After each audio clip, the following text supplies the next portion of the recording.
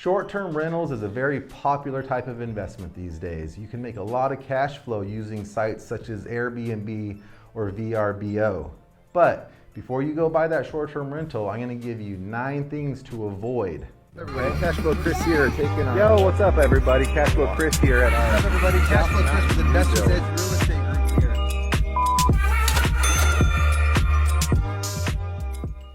What's up, everybody? Welcome to the Cashflow Kris page, where we help people build wealth, create cash flow so you can live the life of your dreams. Short-term rentals is a very popular type of investment these days. You can make a lot of cash flow using sites such as Airbnb or VRBO. But before you go buy that short-term rental, I'm going to give you 9 things to avoid, okay? First of all, don't buy based on short-term rental rates.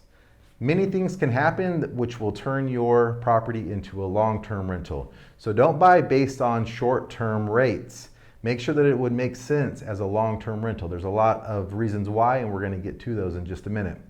Number 2, don't pay retail. This is an investment, guys. I know the numbers can just look amazing, but we always want to stick to our fundamentals. Our fundamentals are we always buy for cash flow and we always buy with equity. Just because it looks like this amazing deal doesn't mean you shouldn't really stick to your fundamentals and get that equity. There's lots of deals out there, so you don't have to pay too much for them. Number 3, don't forget to check the CC&R'S and HOA. Covenants, codes, and restrictions. These are restrictions that are within a municipality, whether it be a city or a town. And so they may prohibit rentals that are less than 30 days. Many HOAs have a 30-day minimum on their rules, so you don't want to buy a short-term rental assuming that you can do one thing when you can't. So that's definitely number 3. Don't forget to check your CC&R'S, which leads into number 4.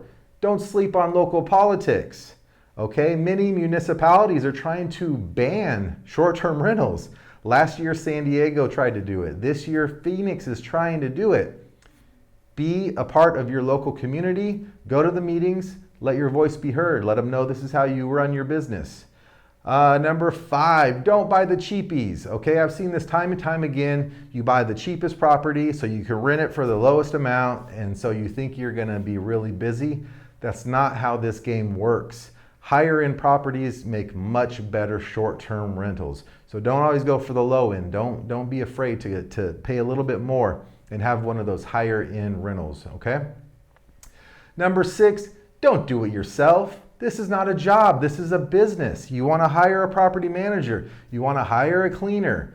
You should not be doing anything in this business except for getting your reports because you're an investor, you're not a property manager. Number 7, don't let your property manager ignore the guests. Reviews are the lifeblood of a short-term rental. You gotta have those 5 stars.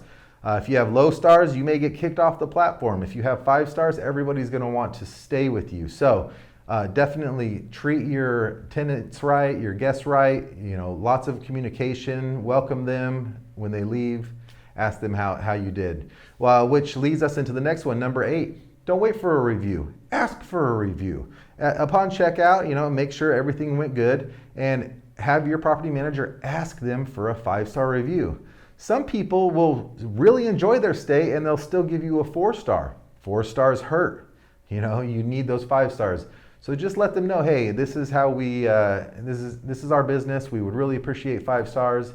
If you had any issues, please contact us and we will remedy that. But you want that 5-star review. Number 9, don't forget to contact the neighbors. Make sure your property manager knocks on the doors of all your neighbors and lets them know what is going on. Let them know that it's going to be a short-term rental. Let them know we don't want it to be a party house. Give them the property manager's contact information. If they see anything that doesn't look right, if they're having a party, anything that isn't going the way it should be, have them contact the property manager. Because you don't want to have a party house. You don't want to piss off the neighbors. That's one great way to get your business shut down. So, short-term rentals can be an amazing investment, right? But these are 9 things that you need to avoid.